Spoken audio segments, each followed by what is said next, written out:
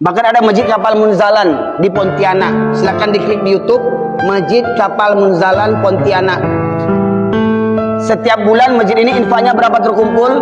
5 sampai 9 miliar infak tiap bulan. Kenapa bisa banyak dapat sebegitu? Karena pengurus masjid punya kiat-kiat. Pertama, jamaah masjidnya dijemput ke rumah, Pak. Dijemput ke rumah pakai mobil. Coba bayangkan. Pengurus masjid minjam mobil jamaah. Untuk apa? Menjemput jamaah yang rumahnya jauh, dijemput pakai mobil. 2016 Masjid Kapal Munzalan mulai difungsikan. Sampai hari ini, ya, terakhir saya lihat di tahun 2022, Masjid Kapal Munzalan telah memiliki 30 lebih mobil bermacam tipe. 3 diantaranya mobilnya Alphard. 3 mobil Alphard untuk menjemput jamaah sholat. Coba bayangkan.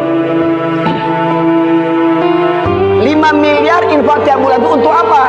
Bukan untuk bangun menara, bukan untuk pagar, bukan untuk ganti cat, bukan untuk ganti karpet. Nah, kalau ada jamaah yang terlilit hutang riba, masjid yang melunasinya, Pak. Kalau ada jamaah terlilit hutang riba, masjid yang melunasinya. Kalau ada jamaah tidak ada biaya sekolah anaknya dari SD sampai sarjana, masjid yang menyekolahkannya. Kalau ada jamaah tidak ada biaya berobat, tidak ada kartu BPJS, masjid yang membayarnya. Kalau ada jamaah tidak ada modal usaha, masjid yang memodalinya. Masjid Kapal Munzalan tiap bulan menebar beras 8 ton setiap bulannya, Pak. Di luar infak 5 miliar tadi, tiap bulannya menebar beras, ya, mengumpulkan dan menyalurkan beras sebanyak 8 ton setiap bulannya. Kira-kira, Pak, kalau ada masjid begitu, ya, yang tadi saya katakan, dijemput jamanya subuh, habis subuh dikasih sarapan gratis. Dijemput jamanya zuhur, habis sholat zuhur dikasih makan siang gratis.